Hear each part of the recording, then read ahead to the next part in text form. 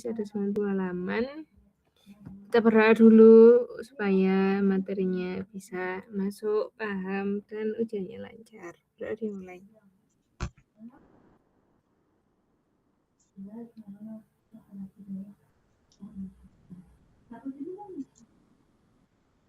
Ya, berdoa selesai. Kita mau membahas mengenai apa ini? Perencanaan lokasi dan tata letak pabrik. Kayak ada beberapa materi ya di sini jadiin satu gitu. Ada ini, terus ada ini. Nanti pelan-pelan saja. Ya, yang pertama perencanaan lokasi dan tata letak pabrik. Tujuan perencanaan lokasi pabrik itu apa? Yang pertama memudahkan akses terhadap bahan baku. Bentar. Kayak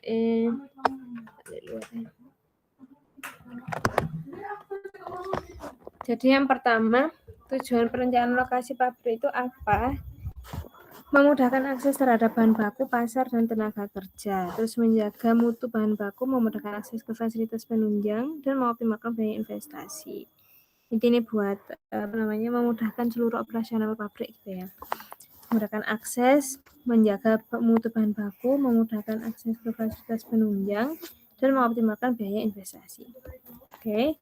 Terus lokasi pabrik. Lokasi pabrik itu definisinya apa? Definisinya adalah tempat kedudukan di mana pabrik itu berada. Letak geografis suatu pabrik mempunyai pengaruh yang besar terhadap sistem produksi yang ekonomis. Oke. Tempat kedudukan di mana pabrik berada yang mana mempunyai pengaruh terhadap sistem produksi yang ekonomis. Karena kalau penjelasannya Pak Diko kemarin, kalau nggak salah ingat, kan berhubungan sama ini ya, demand dan jumlah produksi di daerah tersebut itu apakah nanti bisa memenuhi atau enggak gitu. Nah, ini faktor-faktor penting ini ya.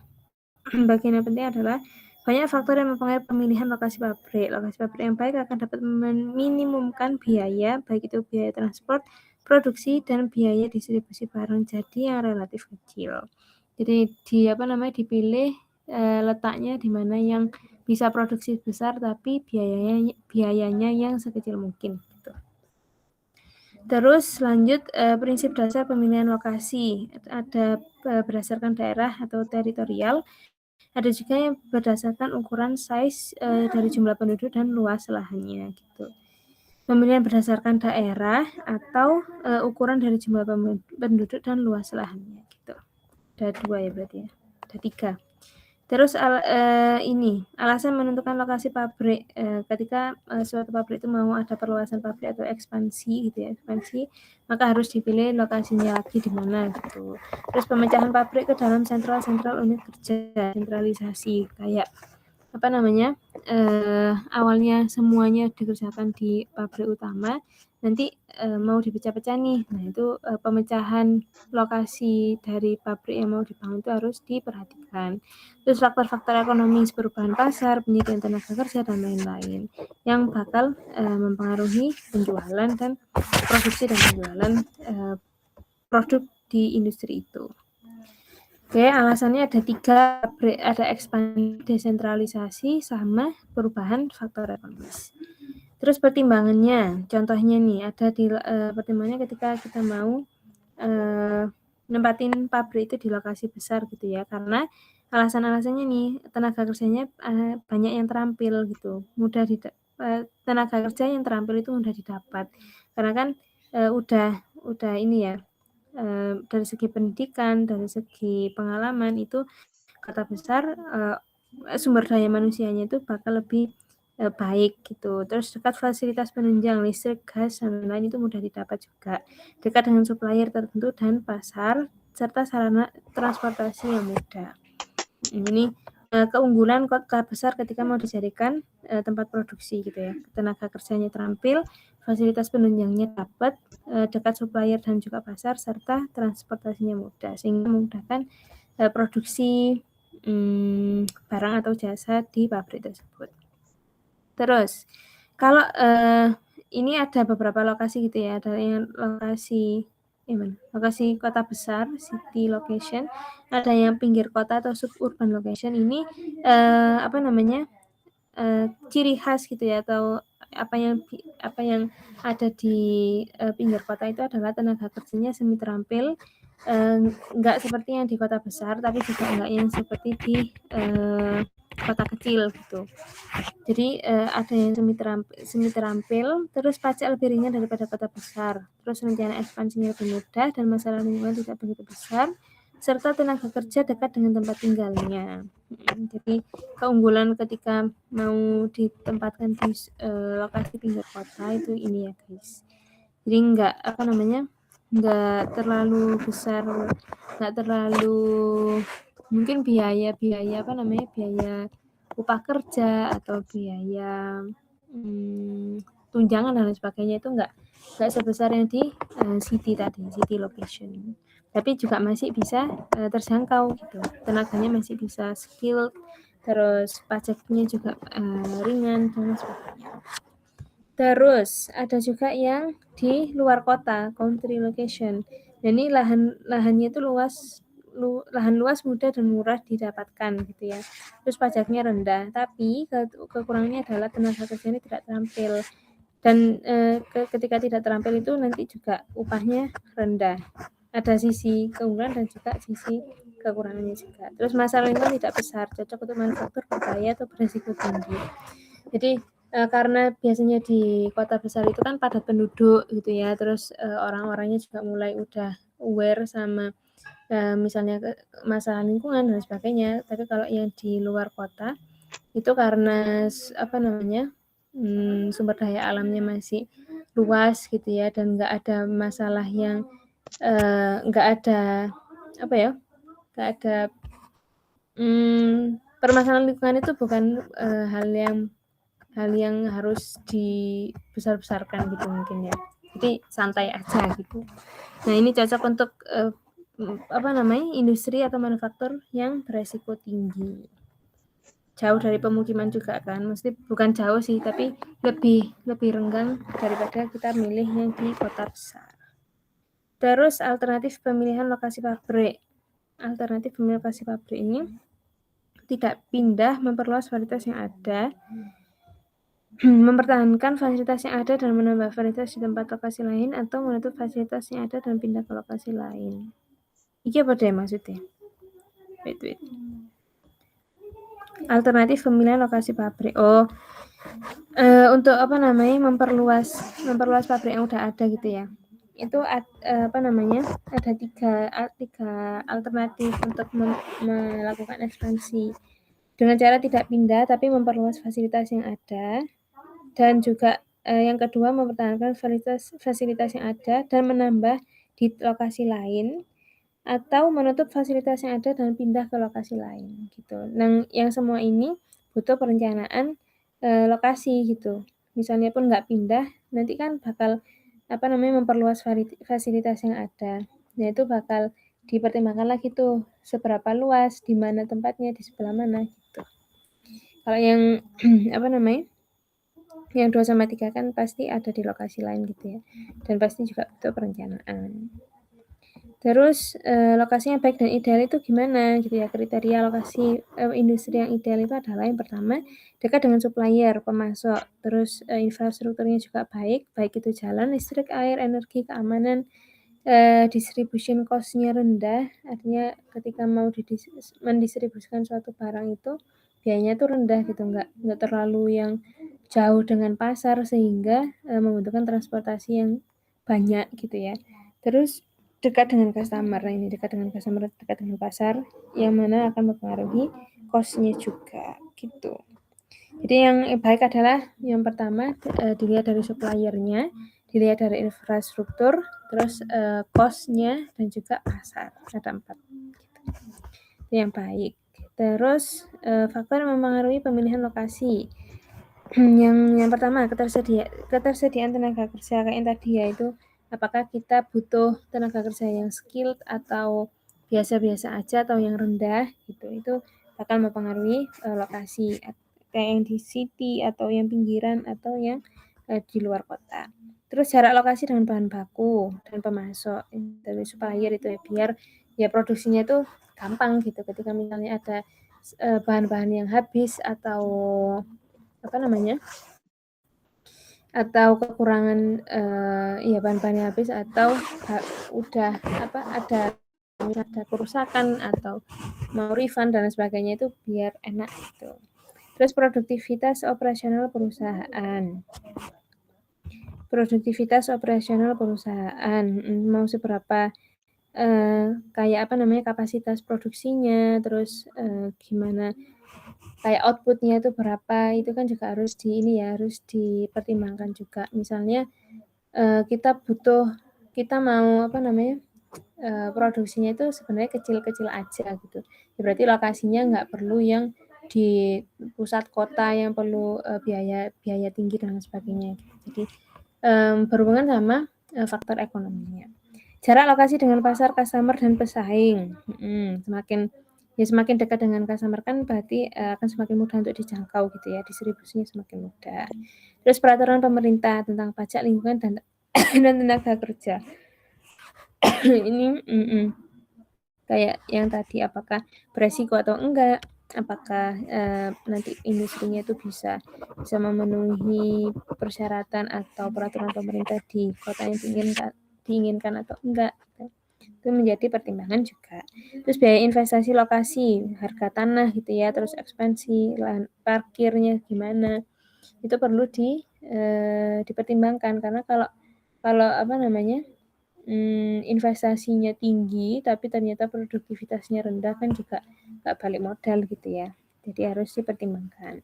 Ketersediaan transportasi darat, laut, udara. Nah ini juga berhubungan sama seberapa besar barang atau seberapa mau ekspansi yang kita lakukan gitu ya. Kalau misalnya butuh untuk fokusnya ke ekspor impor, berarti ya harus dekat dengan misalnya bandara atau pelabuhan gitu, yang bakal bisa menunjang ekspor impor dan tujuan dari produksi pabrik itu sendiri. Kualitas hidup masyarakat dan kurs mata uang. Kualitas hidup masyarakat ini kayak bakal ngaruh ke ketersediaan tenaga kerja yang yang tadi, yang butuh skill atau semi skill atau nggak perlu skill gitu.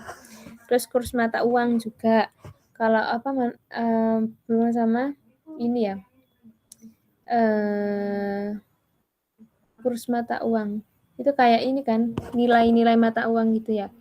Apakah misalnya kita butuh mendirikan pabrik di negara lain gitu ya misalnya, itu kan perlu dilihat juga mata uang sana sama sini tuh bedanya berapa dan kursnya gimana, biar bisa tetap untung gitu, nggak habis cuma untuk operasional aja gitu. Itu untuk faktor-faktor yang mempengaruhi pemilihan. Kesalahan dalam pemilihan, nah ini yang pertama, kurangnya analisa pertimbangan faktor terkait, ya ini ya, faktor-faktor tadi nggak dianalisis dengan tepat.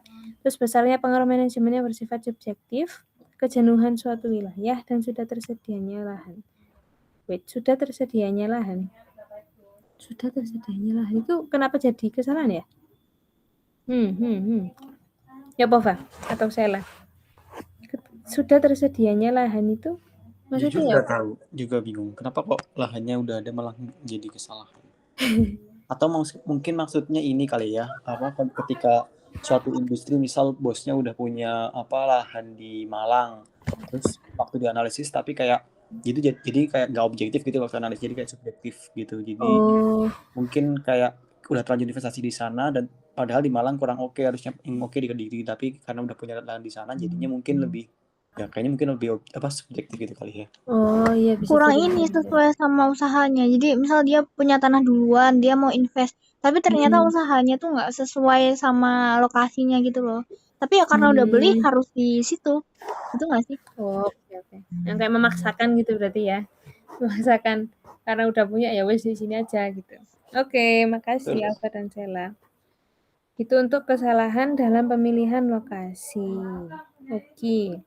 Terus lanjut metode penentuan alternatif. Nah, ini metodenya ada kuantitatif sama kualitatif. Kalau kuantitatif dia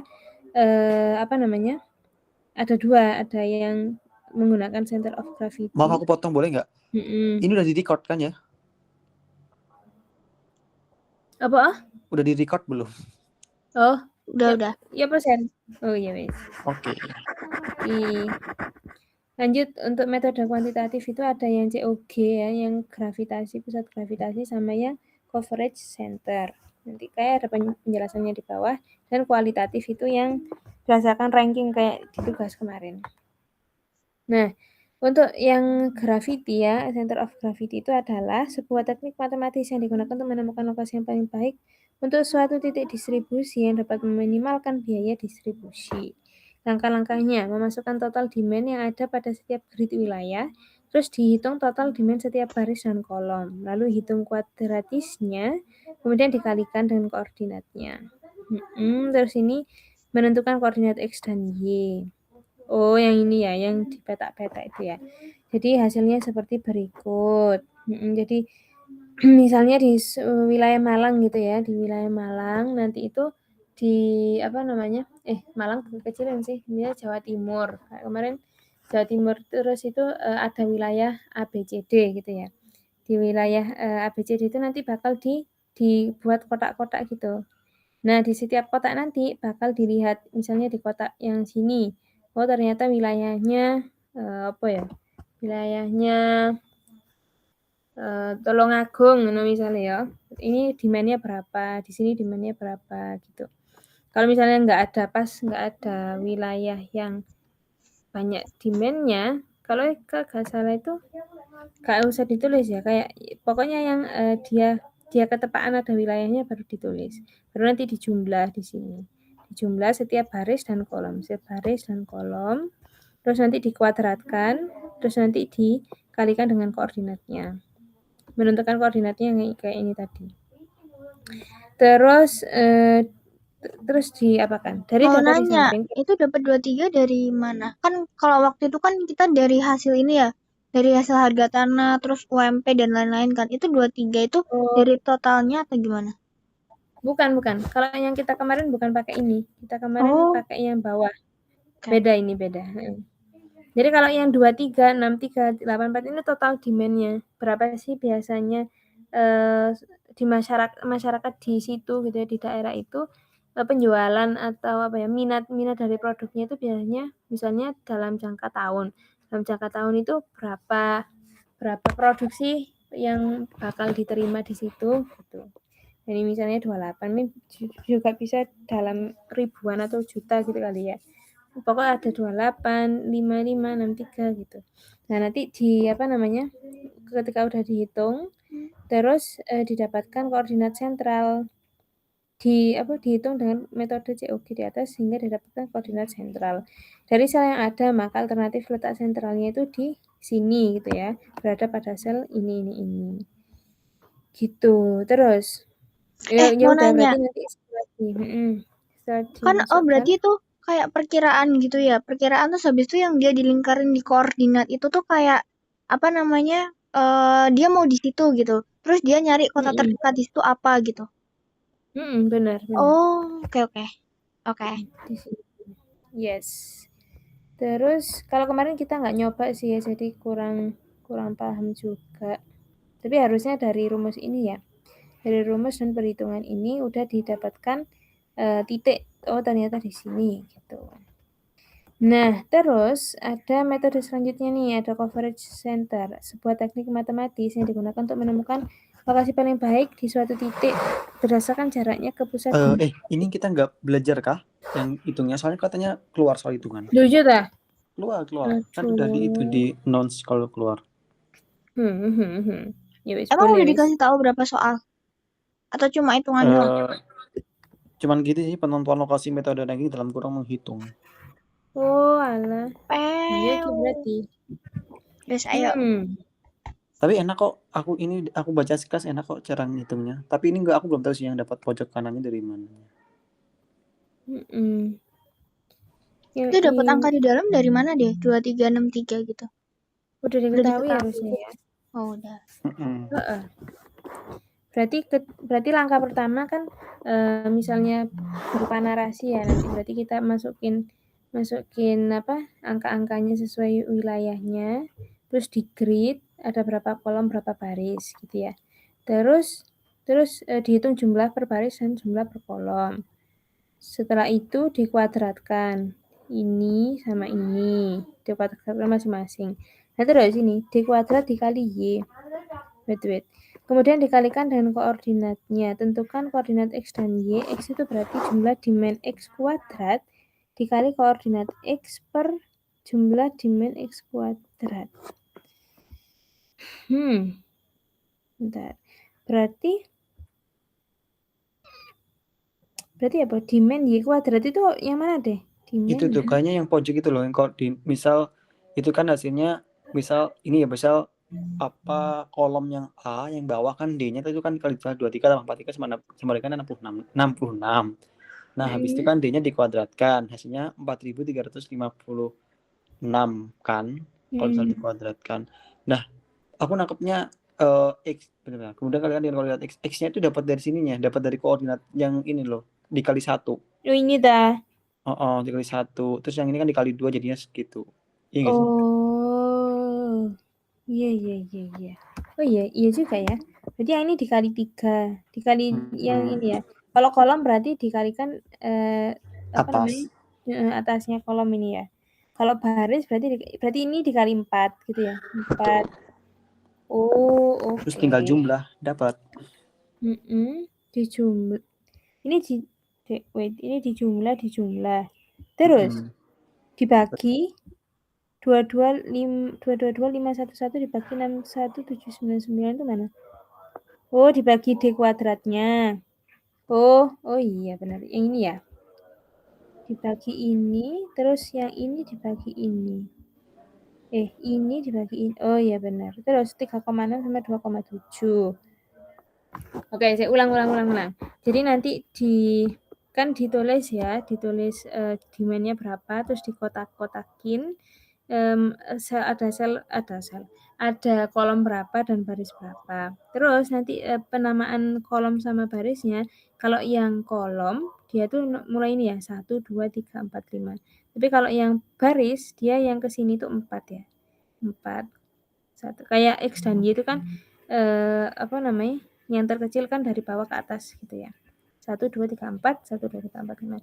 Terus nanti dijumlah jumlah per kolom ini berapa. Berarti kalau jumlah per kolom dan per baris. Misalnya kolom 1 nih. Kolom 1 berarti 23 tambah 43 sama dengan 66. Terus dikuadratkan 66. Nah, terus ini kuadrat ini dikalikan nomor dari kolom nomor 1, kolom 1 berarti kali 1. Begitu juga yang ini.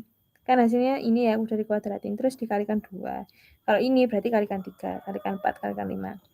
Nah, terus udah kolomnya udah beres, sekarang ke baris. Berarti baris ini berarti 23, 63, 84 itu dijumlah, dikuadratkan terus dikalikan 4. Ini dijumlah terus dikuadratkan kalikan 3. Yang ini kalikan 2, yang ini kalikan 1. Kalau udah ketemu semua nih yang ini sama ini. Terus dijumlah. Jumlahnya D berapa, jumlahnya D kuadrat berapa, jumlahnya yang dikali tadi berapa. Terus dimasukkan biar kita tahu X, titik X, Y-nya koordinat yang dipilih itu berapa, maka kalau X berarti 22551 berarti yang ini ya, yang kolom X ini dibagi dengan kuadratnya, dibagi dengan atasnya. Kalau Y berarti ini dibagi dengan ini. Gitu. Ketika udah dibagi, didapatkan hasilnya 3,6 sama 2,7. Ini letaknya ada di antara C2, D2, C3, D3. C2, D2, C3, D3. Nah, kalau udah terus dilingkarin, berdasarkan peta yang telah dibuat untuk perhitungan di atas 4 alternatif sel tersebut adalah COG 3,2, 3,3, 4,2, 4,3. Wait. Dari sel maka alternatif letak sentral. Oh iya benar. Misalnya sentralnya di sini, nanti ada 4 alternatif nih. 1, 2, 3, 4 gitu. 3,3, di 4,3 gitu ya. 3,2 sama 4,2. Oke, berarti nanti pilihannya itu ada 4. Tapi sentralnya di sini gitu. Jadi yang menghitung sama rumus tadi itu menentukan sentralnya. Oke, clear ya? Aman ya? Boleh diulangin nggak? Tadi kamu dapat kotaknya isinya 4,2, 3,2 itu dari mana? Ini Kan ini X, ini Y ya. Berarti X, Y berarti ini 3, kan ada 4 nih, berarti 1, 2, 3, 4. Nah, yang pertama ini berarti 3,3 karena X 3, Y 3. Terus 4,3, 4,3. Terus 3,2 sama 4,2. Tuk ini. Oke, terus ngitungnya itu apa namanya, kan tadi kan udah ngitung nih dibagi 25,286 tuh dibagi sama 75,759 itu buat apa angkanya? Buat titik sentralnya.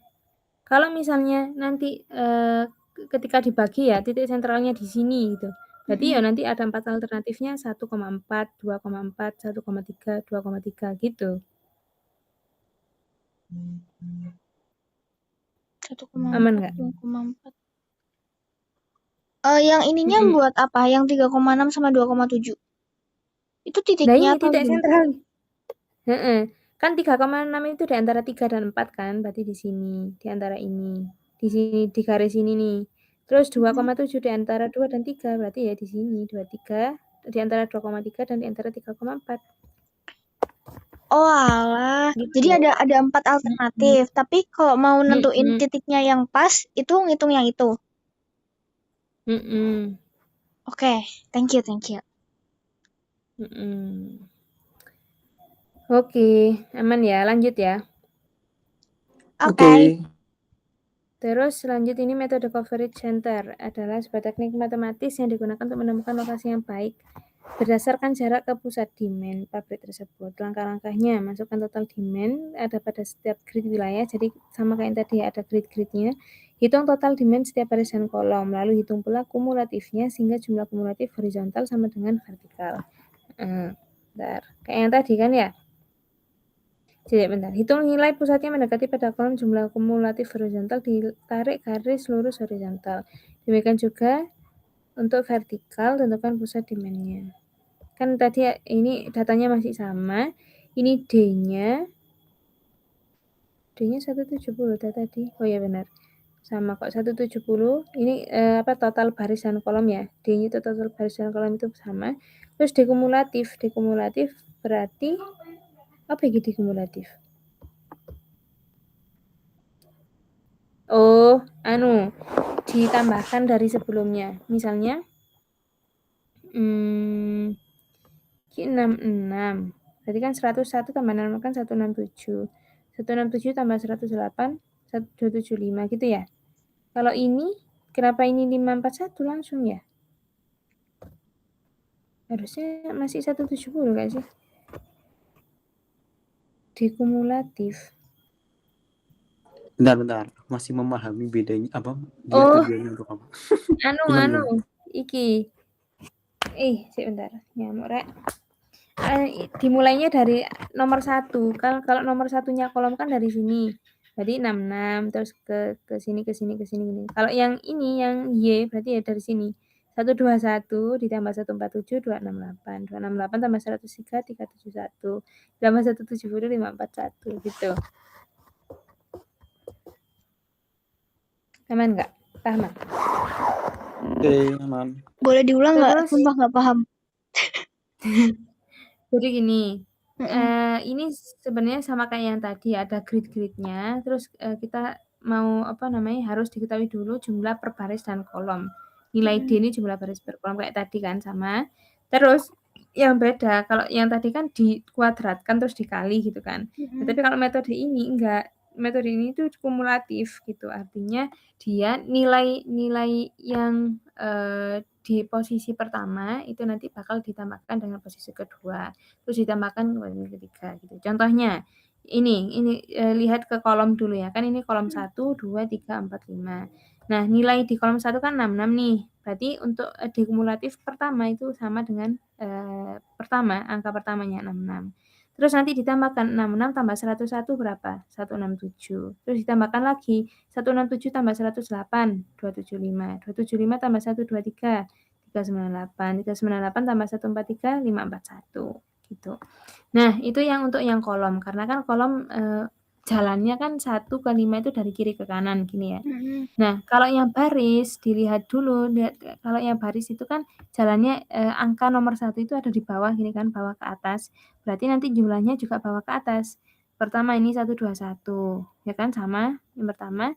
Terus 121 tambah 147, berarti 268. 268 tambah 103, 371. 371 tambah 170, 541. Jadi nanti pasti hasil dari yang terakhir gitu ya, baik X ataupun Y, nanti itu sama dengan ini 541 yang ada di sini. Gitu. Oke. Terus titik sentralnya? Nah, bentar ini.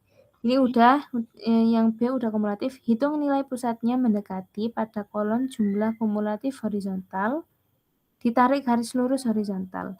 Demikian juga dari nilai yang sama atau mendekati pada kolom jumlah kumulatif vertikal, ditarik garis lurus vertikal. Wait, 100. Apa ini maksudnya? Kok apa ya? Hitung nilai pusatnya mendekati pada kolom jumlah kumulatif horizontal. Ditarik garis lurus horizontal. Demikian juga dari nilai yang sama atau mendekati pada kolom jumlah kumulatif vertikal. Jujur gak paham. Oh iki loh median iki ta. Median 270,5. Pertemuan dari kedua garis tersebut. Enggak sih. Ya apa guys? 270 ya? Aku gak paham. Kok kenapa dia narik garisnya di sebelah sini sama sini? Dengan kalimat seperti ini. Ini apa maksudnya? Alfa ada catatan kah? Enggak pernah nyatet. Ya apa ya?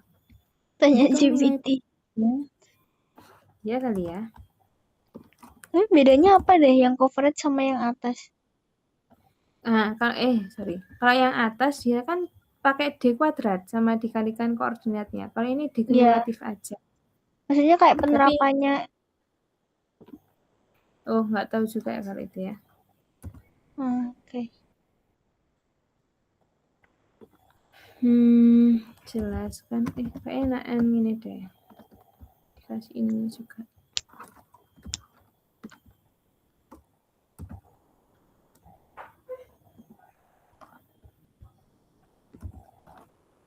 Jelaskan cara menarik garis horizontal dan vertikal itu gimana? Kenapa kok hasilnya seperti itu? Bentar ya. Analyzing image. Baik, aku jelaskan pelan-pelan dan logis. Tujuan metode ini adalah mencari titik yang membagi total demand menjadi dua bagian yang seimbang antara kolom dan baris. Mencari median. Secara konsep ini mirip mencari median berbobot. Kenapa harus pakai jumlah kumulatif? Karena yang dicari bukan nilai demand terbesar, tapi titik keseimbangan sebaran demand. Garis pusat harus membagi total demand 50% di satu sisi dan 50% di sisi lain. Makanya demand kumulatif bukan demand per sel. Cara menarik garis vertikal kiri ke kanan, jumlahkan demand tiap kelompok, didapat baris D, itu tadi ya udah D. Terus baris kumulatif juga udah. Tentukan setengah total demand. Oh, ya guys, ditentukan dulu mediannya ini berarti 27,5 karena totalnya kan 541 tuh, berarti dibagi 2, 270,5 ya harusnya. Cari kolom yang nilai kumulatifnya sama dengan atau paling dekat dengan 270. Kolom B 167.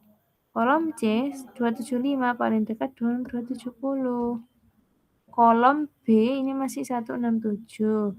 Kolom C 275. Terus? Ya itu 275 kan dia sebelum 270 berarti titiknya di situ. Oh. Itu kan 268 sama 275 kan ketemunya.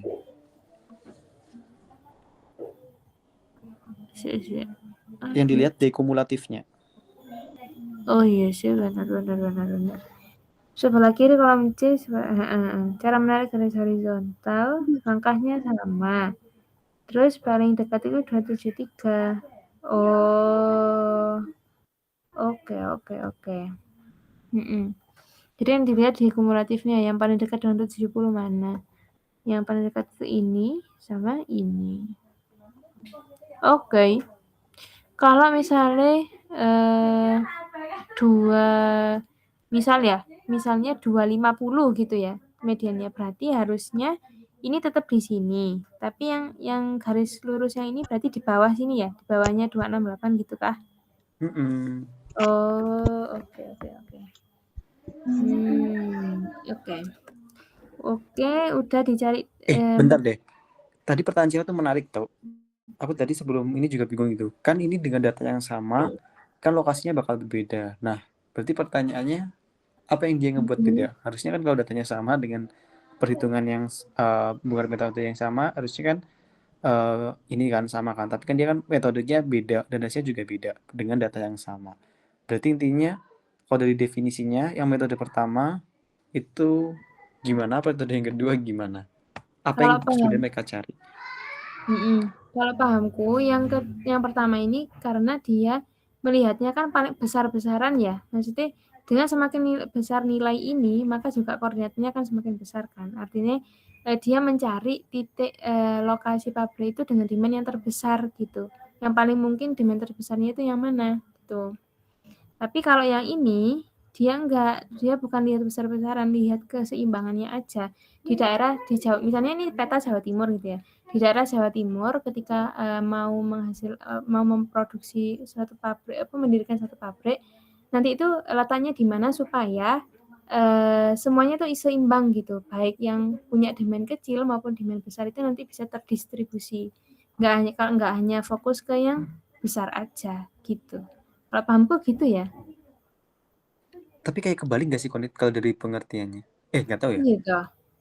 Kalau yang pertama malah kalau dilihat dari pengertiannya malah yang paling baik untuk suatu titik distribusi yang dapat memberikan biaya distribusinya.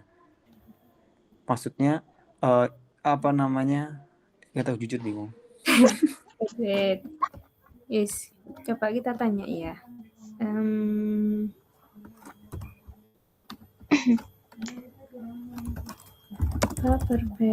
Tapi yang kedua itu hitungannya bisa 270 tuh kok bisa ya? Maksudnya mereka tuh ditentuin apa gimana ya? Berarti kalau dia 270,8 juga tetap di situ posisinya. Iya. Soalnya lihat dari kumulatifnya aja.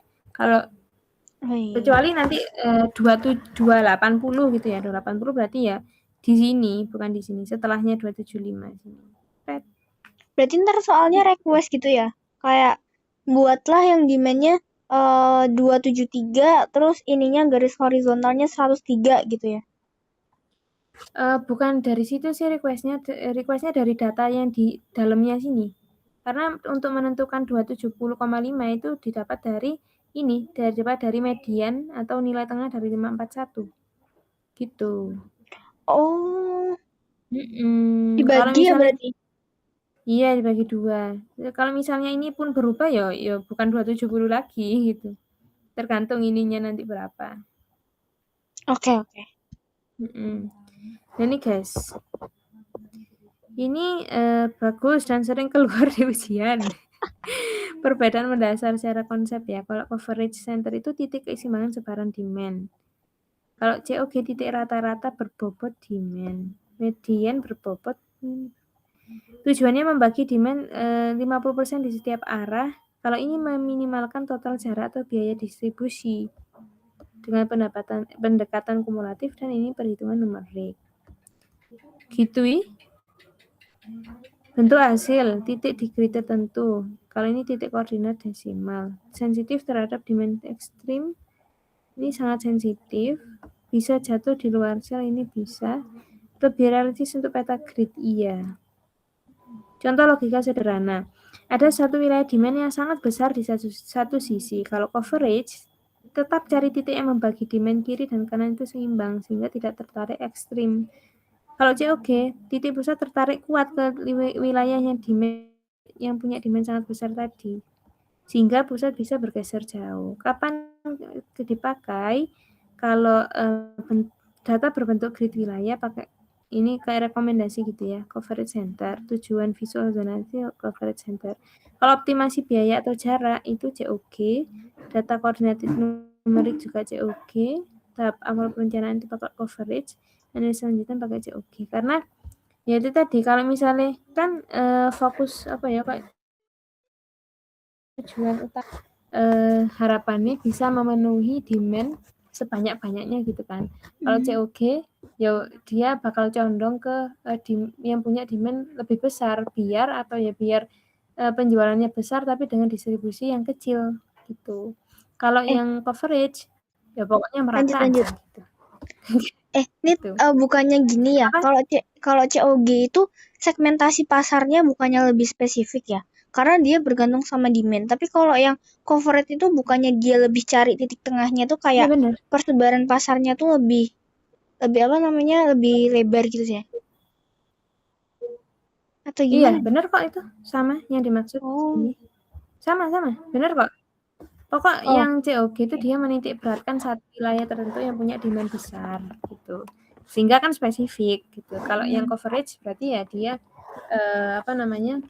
Enggak menitik beratkan ke salah satu aja, tapi pokoknya lebih ke persebaran dari pasar itu supaya bisa semuanya itu terpenuhi gitu. Walaupun pasti dengan distribusi yang mungkin sedikit lebih besar ya daripada yang COG gitu. Nanti kalau mau mendirikan industri berdasarkan coverage center gitu. Aman nggak? aman. Thank you. Thank you. Oke, lanjut. Lanjut ada yang kualitatif nih, ranking prosedur seperti yang kita lakukan di tugas kemarin. Metode ini lebih bersifat kualitatif atau subjektif. Di sini akan baik problem-problem yang sulit dikuantifikasikan. Prosedur yang harus dilaksanakan dalam pendekatan dan metode kualitatif bisa diatur berdasarkan langkah-langkah analisa berikut. Tentukan faktor yang menjadi pertimbangan dari pemilihan lokasi dan tentukan pula daerah mana saja yang akan dibandingkan. Faktor yang digunakan dalam ranking dapat berupa hal-hal yang menyangkut tersedianya tanah, harga tanah, indeks pembangunan manusia, gaji karyawan, biaya transport, serta kedekatan dengan supplier. Tentukan beberapa data yang menjadi pertimbangan dari setiap lokasi yang dibandingkan. Ya kayak kemarin ya, karena nggak bisa dikuantifikasi maka ya di ranking aja gitu harga tanahnya. Ada 5 kota gitu apa gitu Mas ya 5 kota dan cuma diidentifikasi dulu berapa sih terus ditentukan bobot dari setiap faktor, kemudian tentukan nilai perkali antara bobot dengan nilai faktor. Jadi bobotnya itu mau berapa sih mau berapa persen yang mau dititik beratkan gitu. Misalnya di sini yang paling besar ya 25% gitu. Berarti nanti apa namanya dikalikan bobot dengan nilai-nilai tiap faktor. Berarti nanti nilai tiap faktor itu maksudnya yang ini kan ya, yang ini nanti dikalikan dengan weight-nya, dengan bobotnya, terus nanti dinormalisasikan. Kemudian tentukan jumlah dari hasil perkalian poin C dan pilih dari memiliki poin terbesar. Bentar, norm sama WTD apa deh aku kok lupa ya. Kalau norm kan normalitas ya, kayak di datanya itu bakal di ini kan, di apa? Ya dinormalkan, dikalikan dibagi 10 gitu kan ya. Intinya disamakan gitu, skalanya itu sama 10 gitu. Kalau WTD itu apa guys? WTD. Jujur lupa dan kayaknya aku nggak ngerjain ini deh. Maksud sih? Aku nggak dapet ini. Atau kalau nggak salah yang ada yang ngerjain gitu kemarin. Ngerjain tapi aku tinggal nyontoh punyamu. Aku lupa juga. Transport atau apa ya? Iya, di Kira dapat Spanish. kan kemarin? Kayaknya kita enggak. Kayaknya kemarin aku cuma ngikut rumus aja sih. Iya sama. WT ku weight ya, normal itu normalitas. Kalau BTD ki BTD. Transport atau apa ya? Bukan. Apa judulnya ya guys? PUB no kayak. Karena ini Perencanaan pabrik. apa sih? Ada di link grup kalau nggak salah tadi itu kayaknya. Lagi loh. Nah, B7 lokasi pabrik. Ini kan udah apa namanya ini ya, udah diidentifikasi. Terus ini rankingnya. Oh iki lo weighted bobot dikali normalitasnya. Kalau weight itu tadi weight tok itu berarti berapa persen ya? Persebaran berapa persen sampai hasilnya itu 100% gitu. Kalau norm itu normalitas, kalau weighted itu weighted bobot kali normalitas. Yang ini bentar. Berarti salah. Jadi kita udah punya data ini ya, punya data masing-masing dari faktornya. Terus nanti dinormalisasikan 2.300.000 itu kalau dinormalisasikan dengan skala 10 itu berapa sih? Ternyata 4,7, ini 4,7, 5,6 gitu. Terus ketika udah semua dinormalisasikan, datanya dicantumkan di sini, di tabulasi. Terus berarti ini kali ini berarti sama dengan berapa. Terus dijumlahkan nih per kota. Per kota itu dapatnya berapa? Ternyata 5,9,22 ini ya. Nah, dan dipilih yang paling besar gitu. Sehingga ini nanti berarti kesimpulannya kalau di sini yang Kabupaten Blitar gitu. Benar, karena punya angka yang paling besar gitu ya daripada yang lain. Udin itu materi pertama. Apakah aman? Cara Aman. normalisasi ini aman ya? Udah paham ya? Aku lupa. Dapat 4,70 Oke. diapain ya? Bisa dilihat-lihat lagi. Ini nih. Jadi normalisasi itu adalah ini kan E12 B12. E12 B12 dibagi dengan 10 ya. Dikali ke 10. Artinya nilai terendah yang ada yang mau dibandingkan dibagi nilai yang mau kita cari normalitasnya dikalikan 10. Kalau ini juga gitu. Mana? Ini. E12 per C12 kali 10. Jadi kan nilai terendah dibagi nilai ini dikalikan 10. Kalau yang ini juga gitu. Nilai terendah dibagi ini dikali 10 gitu. Sama halnya yang kayak ini semua kayak gitu juga. Oh, kita ngitung manual ya berarti? Itu manual. Pakai kalkulator. Oke. Bismillah lanjut. Perencanaan tata letak pabrik iki apa? Tata letak pabrik. Tata letak ya guys. Tadi kan lokasi. Sekarang tata letak pabriknya. Tujuan perencanaan tata letak pertama memudahkan proses pengolahan atau pembuatan karena kan butuh mobilisasi ya pasti dari raw material tadi yang seperti itu apa dan sebagainya. Bentar. Proses.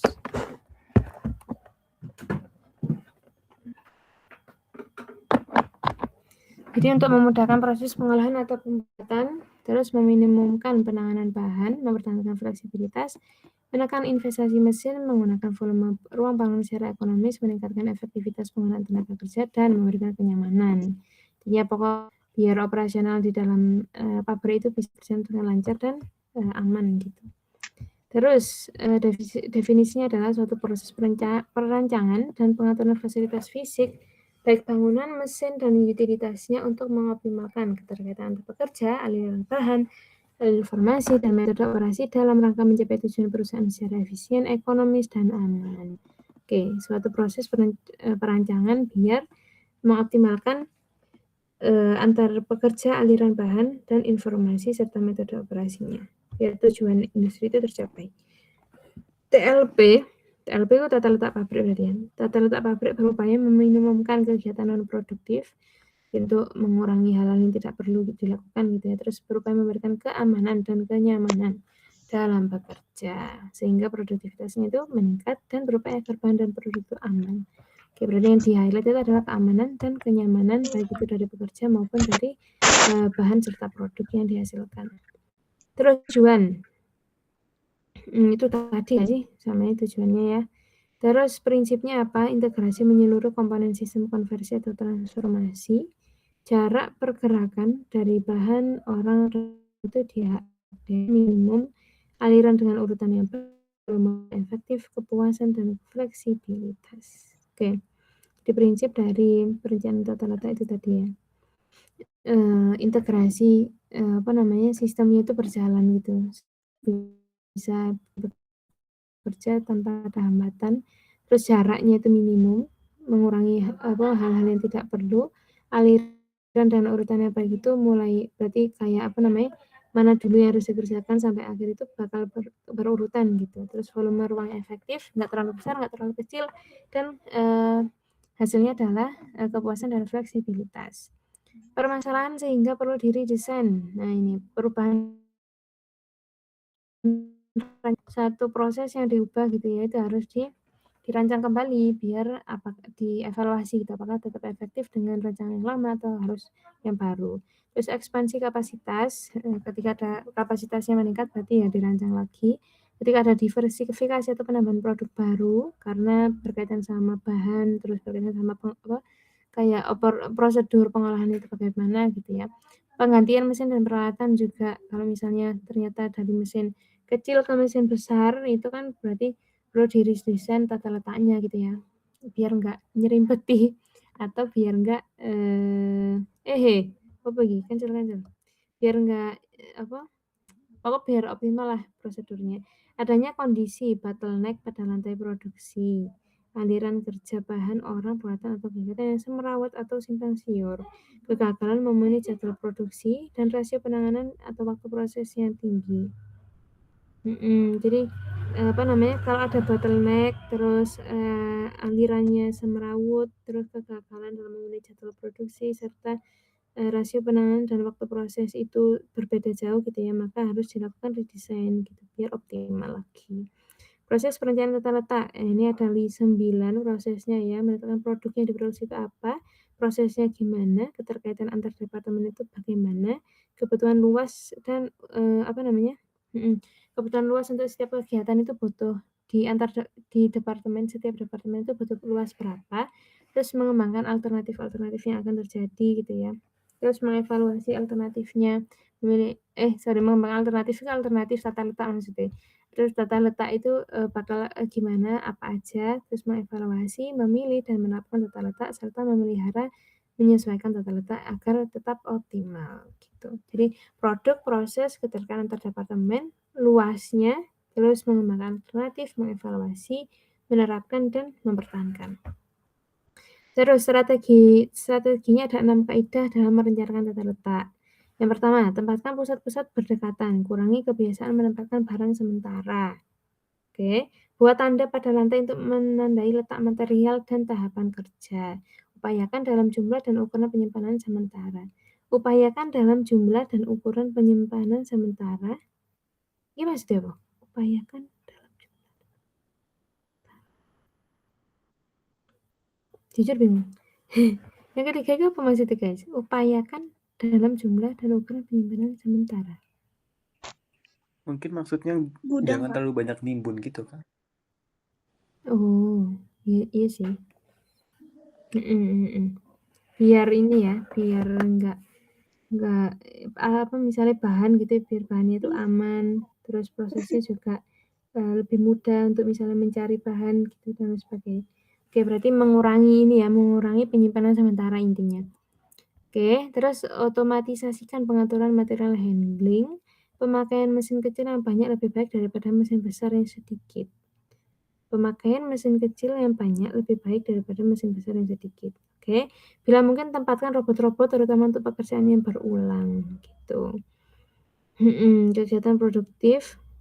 Jadi kalau kegiatan produktif ya langsung bisa fokus gitu ya untuk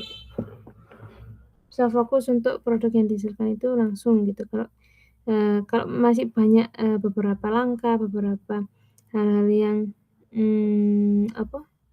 yang masih dilakukan gitu ya, padahal nggak perlu ya nanti nggak produktif juga, nggak produktivitasnya bakal rendah.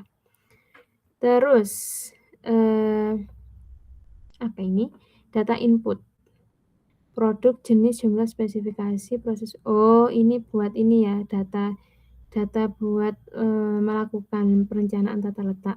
Ada identifikasi dulu produknya, jenisnya gimana, jumlahnya berapa, spesifikasi yang perlu dicapai itu apa aja, prosesnya bagaimana, mulai dari urutan operasinya, mesin dan alatnya, bagan atau beta prosesnya, terus pengendalian proses mulai dari tahapan kritis proses produksi, HCCP itu ya, terus persyaratan bagan operasi, proses operasi, personalia,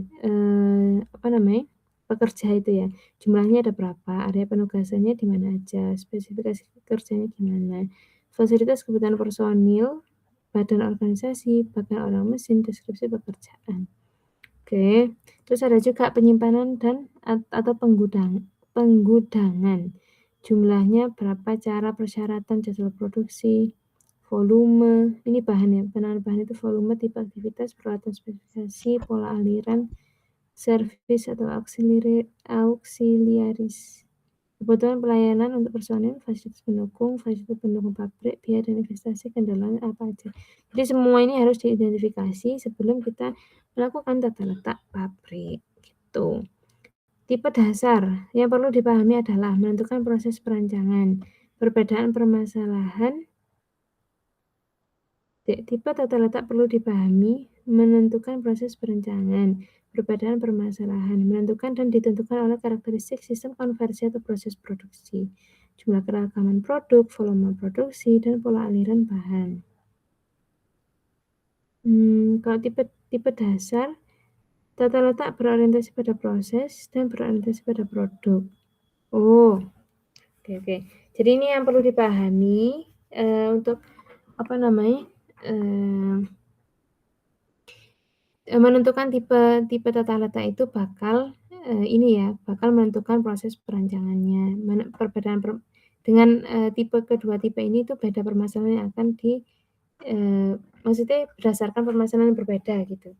Dan menentukan dan ditentukan oleh karakteristik sistem konversi atau proses produksinya. Mau yang based on siapa ya, based on dari proses atau produk gitu. Nah, ini tipe dasarnya ini ya, berdasarkan proses atau berorientasi pada produk. Fixed position layout, industri gelangan kapal, pembangunan jalan atau gedung. Proses produksi bersifat proyek. Oke. Tipe dasarnya berarti ada 3 gitu ya. Yang berorientasi pada proses, produk, ataupun fixed position layout, nggak bisa berubah-ubah karena ya nggak sefleksibel itu untuk dirubah gitu ya. Contohnya ini, pembangunan jalan, gedung, industri galangan kapal, dan lain sebagainya. Kayaknya ada di ini ya. Coba kita lihat dulu pembandingan. Ini pembandingan dari produk layout dan proses layout. Yang ini berorientasi pada proses atau produk. Kriterianya, kalau yang produk layout, dia pengaturan menurut urutan kegiatan. Tapi kalau proses, pengaturan menurut kelompok kegiatan secara fungsional. Pengaturan menurut urutan kegiatan, kalau proses, pengaturan menurut kelompok kegiatan secara fungsional. Oke. Tipe prosesnya, kalau produk itu continue, produksi massal, dan perakitan. Kalau yang proses layout, berarti dia tipe prosesnya yang terputus, job shop, produksi batch, dan pabrikasi. Oke, terus produknya, kriteria produk dia untuk yang produk layout itu standar dibuat untuk stok, tapi kalau yang proses layout dia beragam dan dibuat untuk pesanan. Permintaannya stabil, kalau proses layout itu berfluktuasi, volumenya tinggi, tapi yang satunya rendah. Mesin atau peralatannya butuh yang special purpose. Kalau yang proses layout general purpose. Pekerjanya butuh keterampilan khusus. Kalau yang proses layout keterampilannya beragam. Inventory. Dalam proses rendah, produk akhir tinggi. Dalam proses tinggi, produk akhir rendah. Ruang penyimpanannya kalau produk itu kecil, kalau proses itu besar. Penanganan bahan lintasan tetap pakai conveyor, tapi kalau yang proses layout lintasannya beragam. Bisa pakai forklift. Lorongnya sempit, kalau proses lebar. Penjadwalannya bagian dari keseimbangan, tapi kalau proses layout dinamis. Keputusan tata letak keseimbangan lini, kalau ini berdasarkan lokasi mesin. Sasarannya keseimbangan kerja antar stasiun, kalau ini minimasi biaya penanganan bahan. Kelebihannya ini efisiensi, kalau ini fleksibilitas. Oke. Jadi kalau proses layout itu lebih mementingkan kayak letak mesin gitu ya, ini tadi letak mesin, terus harus lebar gitu ya, lebih besar lokasinya itu atau apa namanya, lorong yang dibutuhkan itu lebih lebar daripada yang produk layout. Karena itu tadi dia apa namanya, kan dibuat batch gitu ya, jadi untuk bukan mementingkan urutan produksi, tapi mementingkan ini secara fungsionalnya aja. Bukan yang harus hari ini itu enggak. Tapi bisa aja proses yang beda itu lokasinya itu sama. Mementingkan lokasi mesin ini dan ruang dan fleksibel. Tapi kalau ini yang efisiensi. Jadi kayak sekali jalan dari misalnya kilometer itu dia bakal langsung jadi gitu. Nggak perlu balik-balik lagi, nggak perlu ini. Gitu. Dan pakai ini ya, pakai penanganan bahannya itu lintasan tetap atau conveyor. Oke. Lanjut. Nah ini ada contohnya nih. Produk layout mengatur kegiatan mesin atau mesin dalam bentuk garis sesuai dengan urutan proses untuk produk atau jasa tertentu. Satu jenis produk, satu lini produksi. Ini misalnya ruang penyimpanan, berarti apa namanya, berangkat dari kiri ke kanan gitu ya. Kayak ruang penyimpanan terus dari A, B, C, atau A langsung ke C, atau B, C, D. Kayaknya sih langsung dari urutan prosesnya itu didasarkan untuk penentuan tata letak produksi.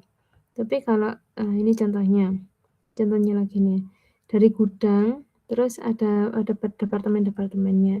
Tapi setiap departemen nanti bakal langsung bermuara ke perakitan dan kembali lagi ke gudang gitu. Kalau produk layout ini ada advantage dan limitnya. Yang pertama, advantage-nya adalah the flow of product will be smooth and logical in flow lines in process inventory is less. Ini bisa dibaca-baca sendiri aja kali ya. Tapi intinya tuh lebih ini kalau produk layout, kalau ini tadi proses layout ya. Gimana sih? Sorry. Masih produk layout. Aduh, kayak ngantuk. Ini masih produk layout ya. Jadi yang kayak gini, yang modelnya kayak gini tuh keunggulan itu ini guys. Minimum material handling cost, production planning system possible, less space, ya terus reduce material handling, perfect maintenance cycle up to the flow of material. Jadi kayak langsung apa namanya line-nya tuh enak gitu lah, dari atas ke bawah atau kiri ke kanan itu langsung satu jalur gitu. Tapi limitation-nya adalah a breakdown of one machine in a product line may cause stoppage of machine in the downstream of the line. Jadi kerusakan di satu mesin itu bakal mempengaruhi proses-proses lainnya gitu untuk selanjutnya kayaknya gitu ya. A change in product design may require major alteration in the layout. Untuk dengan produk kalau produknya berubah berarti layoutnya juga berubah besar-besaran karena karena kan satu proses dengan satu jalur yang sama gitu kan. Nanti kalau satu berubah berarti ya harus ada proses atau tata letak yang baru. The line output is decided by the bottleneck machine. Comparatively high investment in equipment is required. Lack of flexibility. Jadi kurang fleksibel. Jadi kayak monoton gitu ya, maksudnya kayak dari sini ke sini itu langsung satu jalur. Nah, beda dengan proses layout. Kalau proses layout itu adalah mesin atau fasilitas untuk kegiatan atau fungsi yang sama dikelompokkan dalam satu departemen. Satu departemen atau ruang produksi memproses beragam jenis produk sesuai dengan tahapan atau spesifikasi proses. Oke, jadi bisa jadi untuk melakukan untuk membuat produk yang berbeda, tapi prosesnya sama nih, misalnya sama-sama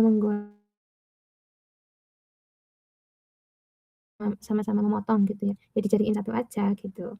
Jadi misalnya ruang penyimpanan dari sini ke sini ke sini. Atau bisa juga pokoknya fleksibel gitu. Nggak harus melewati satu jalur yang sama. Ini contohnya. Dari sini bisa langsung ke sini, tergantung nanti produknya itu butuh proses yang kayak gimana gitu. Kalau produknya Kalau ini misalnya produk 1 gitu ya, produk 1 dari sini ke sini, langsung ke sini, terus ke sini. Produk 2 yang biru, produk 3 yang hijau gitu. Jadi pengelompokannya berdasarkan fungsional dari mesin itu. Nah, ini advantage-nya adalah better utilize and fewer machine are required. Karena bisa dijadiin satu gitu. Mesin yang dibutuhkan itu lebih sedikit daripada yang produk layout. Flexibility of equipment and personnel is possible in process layout. Wah, lebih fleksibel gitu ya guys. Lower investment and account of number machine. Pertama mesinnya sedikit, fleksibel, terus investasinya juga lebih sedikit, higher utilization of production facilities. Fasilitasnya untuk penggunaan utilitasnya itu jauh lebih tinggi daripada yang produk layout. High degree of flexibility with regards to work distribution to machineries and workers. Diversity of tasks and variety of job makes the job challenging, interesting. Jadi di satu departemen mungkin ada beberapa kegiatan berbeda dan itu makes the job challenging, interesting. Supervisor will come highly knowledgeable about the function under their department. Jadi setiap departemen itu karena berbeda-beda gitu ya, maka pengetahuannya juga bakal nggak cuma itu aja gitu. Tapi limitationnya apa? Limitationnya adalah backtracking and long movement may occur in the handling materials. Efisiensinya bakal lebih kecil daripada yang produk layout, karena misalnya misalnya produk 1 kayak ini tadi. Produk 1, dia dari sini ke sini harus pindah ke sini gitu. Dari sini ke sini harus ke sana gitu. Jadi efisiensinya tuh bakal lebih kecil. Material handling cannot be machined which adds to cost. Jadi nggak bisa dijalanin. Kalau di produk layout kan dia pakai conveyor ya tadi disebutinnya. Jadi kayak dari titik 1 ke titik 1 ke titik lainnya itu ya udah pakai conveyor aja itu mudah gitu, karena bakal ketemu dengan proses yang berurutan. Tapi kalau ini enggak, dia harus dipindah-pindah dulu dan itu bakal membuat cost-nya juga bakal tinggi karena misalnya butuh forklift atau apa gitu ya. Nggak bisa dihandle oleh mesin. Process time is prolonged with reduce the inventory turnover and increase the process inventory. Jadi ya itu tadi ya, bakal lebih panjang gitu karena harus pindah-pindah ke departemen satu ke departemen lainnya. Lower productivity due to the number of setup. Produktivitasnya bakal lebih rendah karena ya efisiensinya juga rendah. Terus time gap between in and out in the process time is longer. Karena ya itu tadi bakal banyak pergerakan gitu ya daripada yang produk layout. Space and capital are tied up by work process. Begitu guys, itu limitationnya. Ya, pokoknya yang tadi ya, yang produk layout dia itu sebenarnya nggak fleksibel gitu tapi efisien, nggak butuh banyak cost yang keluar juga dan bisa dihandle sama mesin. Tapi kalau proses layout dia butuh banyak pergerakan karena dia fokusnya untuk pengelompokannya fungsional dari mesin sendiri, terus nggak bisa wait. Pokoknya bakal membutuhkan transportasi yang lebih banyak gitu dan nggak bisa dihandling sama mesin. Bisa sih, tapi lebih kompleks gitu ya daripada yang produk layout. Terus kalau fixed layout, tipe yang khusus untuk produksi dari departemen lain dari departemen satu ke lain itu produksi produk yang bersifat sangat rapuh, bulky atau sangat berat untuk dipindah. Misalnya kapal terbang, kapal laut, bangunan, dan jalan. Karakteristik prosesnya itu lihat gitu ya, nggak bisa dipindah-pindah secara mudah. Pengaturan lokasi bahan atau komponen serta mesin peralatan sedemikian rupa sehingga jarak dan biaya transport ke tempat pembuatan produk itu minimum. Ini produknya, jadi mesin atau alat dan bahan itu yang datang ke produknya, datang ke tempat dia bakal jadi gitu ya, bukan berdasarkan urutan proses atau gimana, tapi mereka yang bakal ke tempat itu untuk menyelesaikan produknya, karena proyek gitu ya. Ini contohnya perakitan, dibobot semua bahan-bahan, semua proses itu dijadikan satu di satu tempat dan dikerjakan itu doang gitu ya, dan dengan produk. Terus pemindahan bahan itu tadi tentang tipe-tipe dasar dari perencanaan tata letak gitu ya. Terus yang ini ada pemindahan bahan. Pendekatannya ada dua, ada pendekatan aliran bahan sama pendekatan sistematik. Kalau aliran bahan adalah hanya berdasarkan pergerakan bahan dalam proses produksi. Aktivitas produksi didominasi oleh aliran bahan. Sesuai untuk industri seperti industri CPO, teh, bubuk, dan sejenisnya terbatas pada ruang produksi. Oke, terus kalau yang pendekatan sistematik adalah disebut juga SLP, bersifat universal, tidak terbatas pada kasus industri pengolahan, mengintegrasikan semua komponen kegiatan, produksi dan penunjang dalam satu lingkungan pabrik. Digunakan dalam rangka perencanaan maupun evaluasi tata letak yang sudah ada. Oke. Pendekatan aliran bahan dan sistematik. Jujur aku agak ngawang sih yang ini, karena kayak hanya berdasarkan pergerakan bahan dalam proses produksi. Kalau yang SLP mengintegrasikan semua komponen kegiatan. Emang yang aliran bahan enggak suatu lingkungan kok. Jujur bingung guys yang ini. Ya apa ya?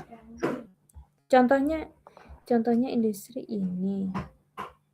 Kalau Aku ini pun tak tahu. Coba tanya GPT. Oke. Apa maksudnya ya? Jelaskan perbedaan dari pendekatan ini. Apa? Yes, jelas. Yes. Apa ya? Oke. Fokus utama kalau penilaian bahan adalah pergerakan bahan dari awal proses sampai produk jadi. Tata letak ditentukan urutan proses produksi.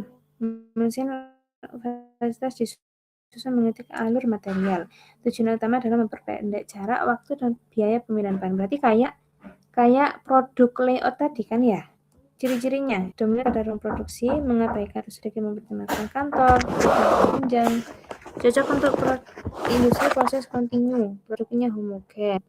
Kelebihannya efisien tapi kurang fleksibel. Berarti kayak yang produk layout tadi. Kalau pendekatan sistemik, hubungan antar aktivitas. Mengintegrasikan produksi gudang, jadinya universal. Perancangan tata letak baru, evaluasi, menggunakan alat bantu. Lebih jadi hampir sama kayak yang produk layout sama proses layout tadi. Cuma ini tentang pemindahan barangnya aja. Sama guys, ternyata sama-sama. Ini apa lagi? Apakah ini data PKSDP itu produk, kapasitas, rute, sistem. Berarti maksudnya kalau misalnya pendekatan aliran bahan itu fokusnya ketika industri itu bahannya mau dari satu departemen ke departemen lain, itu pendekatan aliran bahan. Maksudnya terus kalau misalnya sistematik, maksudnya apakah dia cuma dibuat kayak perancangan? Soalnya yang di poin terakhir ini kan dia digunakan dalam rangka perancangan maupun evaluasi tata letak sudah ada. Berarti yang sistematik itu nggak dipakai ketika industrinya berjalan gitu kan maksudnya? Masa gak dipakai ya? Bentar. Kayak kalimatnya kurang enak dibaca gitu. Iya, benar. Pendekatan sistematik mempertimbangkan seluruh hubungan antar aktivitas sehingga menghasilkan tata yang kalau di sini kan dipakai sih harusnya ya. Cuma Boyoki kok kalimatnya ngawang ini ya. Digunakan dalam perancangan atau yang sudah ada. Boleh lihat yang GPT tadi nggak? Yang di bawah, yang tabel tadi. Yang bawahnya ini.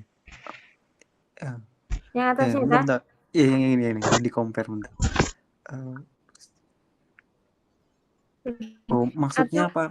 Gimana? Kalau menurutku yang ini nih, yang kalimat terakhir itu adalah Kayak misalnya suatu pabrik itu pakainya itu aliran bahan. Tapi juga untuk evaluasi kita bandingkan, di-compare gitu dengan SLP, apakah mana yang paling sesuai gitu, untuk mengevaluasi lagi, gitu intinya. Kalau menurutku gitu ya. Kalau menurutmu apa? Tadi mau ngomong apa? Oh, aku jujur nggak tahu sih. Aku nggak dengar kayak banyak waktu yang jelasin. Tapi kalau yang di GPT tadi, dia kan bilangnya kalau misal yang ini fokusnya kalau aliran bahan alur material.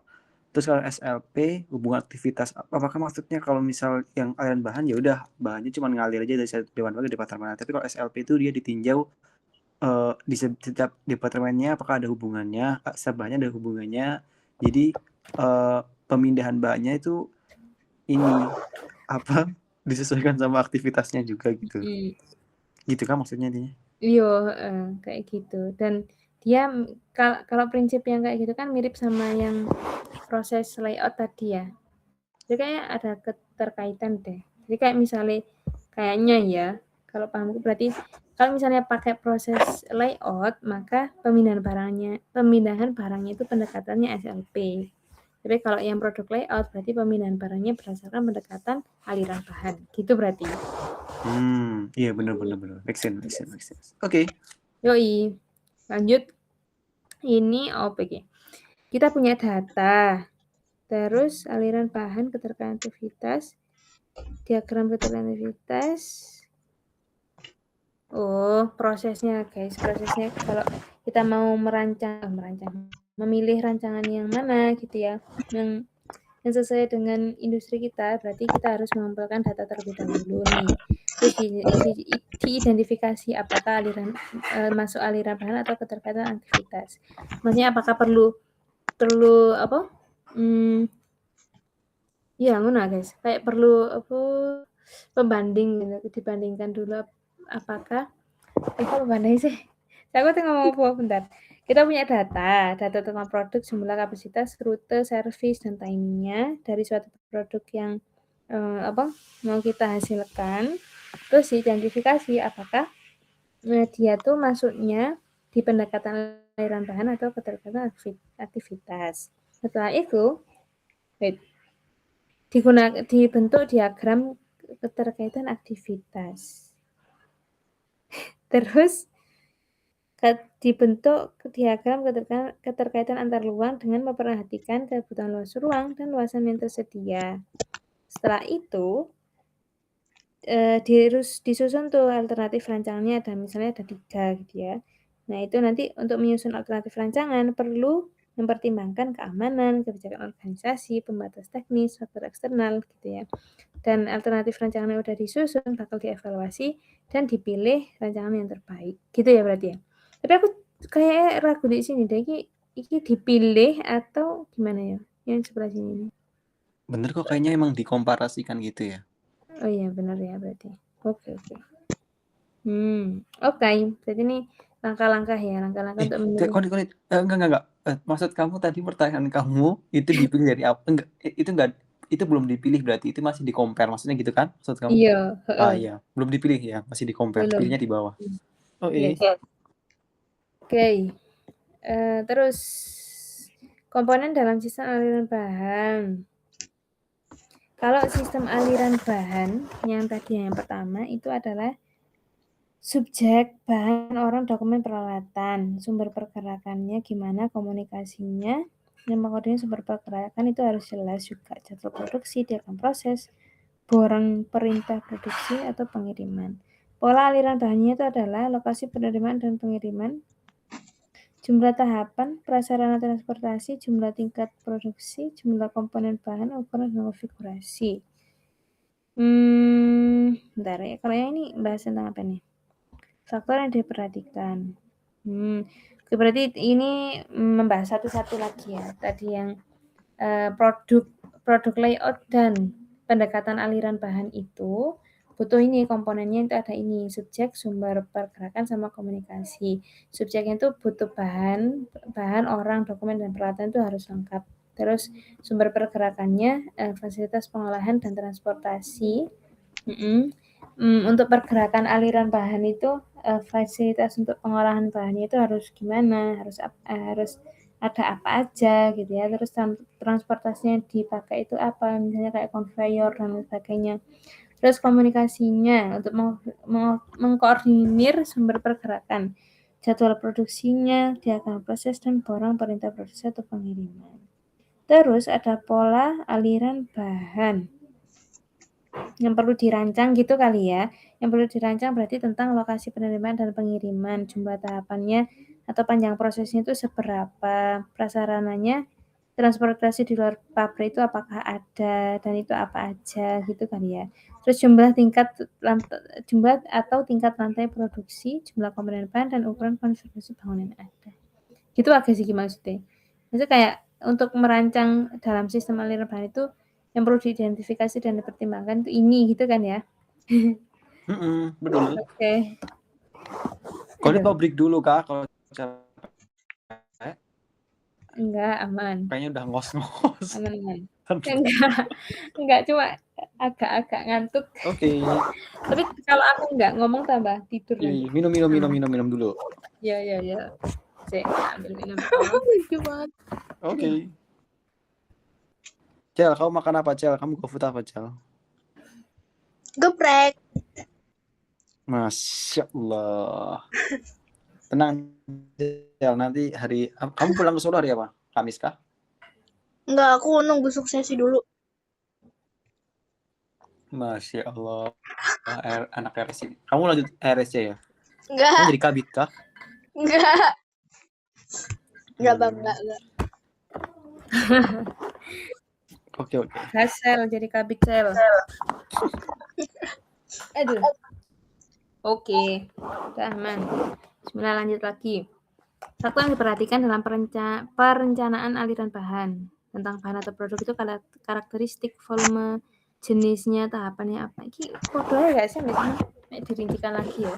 Karakteristik aliran pergerakannya, sumbernya apa, tujuan, jarak, kecepatan, metode penanganannya gimana untuk bahan yang mau dialirkan ke suatu proses produksi, terus ada proses dan pusat aktivitas. Tipe prosesnya gimana, urutannya gimana, persyaratannya apa, kebutuhan luasan untuk prosesnya itu gimana. Karakteristik dan konfigurasi bangunan dan site dan kondisi infrastruktur di luar atau sekitar pabrik. Kayaknya sama aja sama yang ini sih, cuma lebih dispesifikan, kayak dirincikan gitu. Jadi ada bahannya harus jelas gitu ya, bahan, karakteristik alirannya, metodenya, prosesnya, terus bangunannya, dan aktivitas di luar pabrik, di sekitar pabrik itu harus gimana. Jadi kamu mau mengalirkan suatu bahan atau produksi produk itu. Prinsip ekonomi gerakan perancangan tempat kerja. Prinsip ekonomi gerakan perancangan tempat kerja. Apa ini? Tempatkan semua peralatan pembantu sedekat mungkin dan di depan operator. Oke. Sediakan tempat yang tetap untuk semua peralatan pembantu yang digunakan. Apabila pekerjaan bersifat manual, manfaatkan gaya gravitasi untuk menghantarkan pemindahan barang. Atur bahan atau peralatan sedemikian rupa sehingga operator tidak perlu melakukan gerakan untuk mempersiapkan bahan dan mendapatkannya kembali. Sediakan tempat atau tempatkan bahan sedemikian rupa sehingga sesuai dengan operasi. Intinya tuh kayak biar efisien gitu ya, biar efisien dan nggak membutuhkan pergerakan yang tidak dibutuhkan, maka harus alat-alat, semua alat itu harus ditempatkan dengan sedekat mungkin. Terus memanfaatkan gaya gravitasi untuk menghantarkan memindahkan bahan supaya nggak banyak kerja. Terus tempatkan bahan sedemikian rupa sesuai dengan urutan.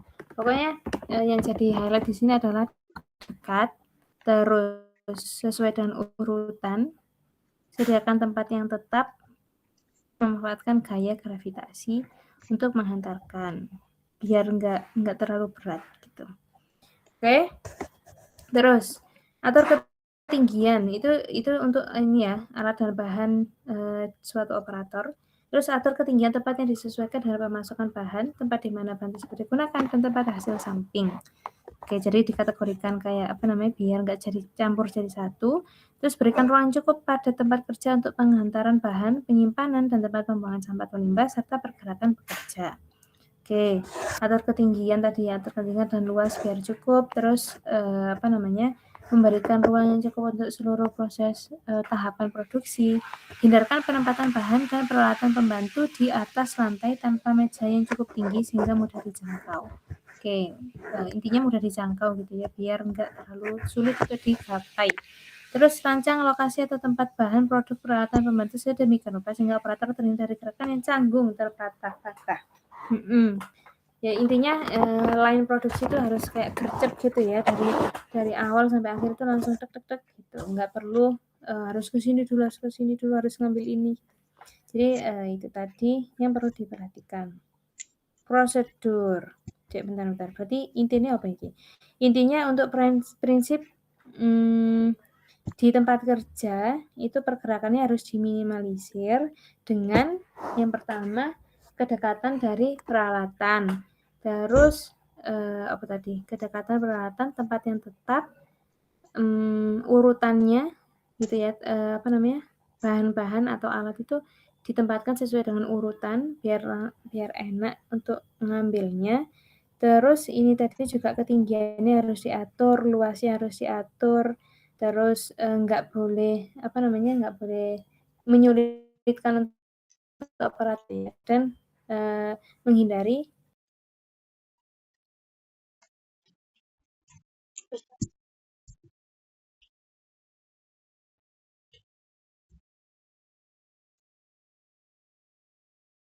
tentukan arah aliran yang diinginkan pada tempat kerja, tentukan item fasilitas yang ada pada tempat kerja dan posisinya dalam memperhatikan prinsip ekonomi gerakan. Buat sketsa kasar dan tunjukkan arah alirannya, tunjukkan sumber bahan dan arah kemana akan dibawa. Buat sketsa peralatan penanganan, tunjukkan jarak antara item fasilitas dan sketsa tempat kerja. Jadi lebih ke memperjelas gitu ya, arah atau prosesnya itu bakal gimana untuk dari satu departemen atau satu proses awal sampai akhir itu jelas dari sini mau habis ini alat atau bahan itu harus kemana, produknya harus kemana gitu. Dengan membuat sketsa, yang pertama membuat arah aliran, sketsa, terus apa yang di-highlight di sini ya? Jarak antara item fasilitas pada sketsa tempat kerja itu juga harus dicantumkan biar kelihatan tuh dan bisa enak dievaluasi. Nah ini untuk produk layout, pola aliran bahannya itu seperti ini, dari kanan ke kiri atau atas ke bawah gitu ya, atau gini, gitu. Meskipun nggak horizontal atau vertikal, dia ada arahnya tuh. Gini. Tapi kalau proses layout apa? Oh beda nih. Oh dia ada dua arah guys, ada panah dua arah nih. Jadi kalau yang produk layout, kalau kelihatan di sini gitu ya, itu arahnya satu arah aja, yang mana produk dari hasil di departemen ini atau di proses satu nggak bakal kembali ke departemen lainnya gitu. Tapi kalau yang ini dia bakal bisa kembali lagi tergantung ya produk itu butuhnya gimana gitu. ISEL itu apa ya? ISEL. Bentar. Oh, kamu kasih sendiri. Oke. Ya wis langsung aja. ISEL. Lorong.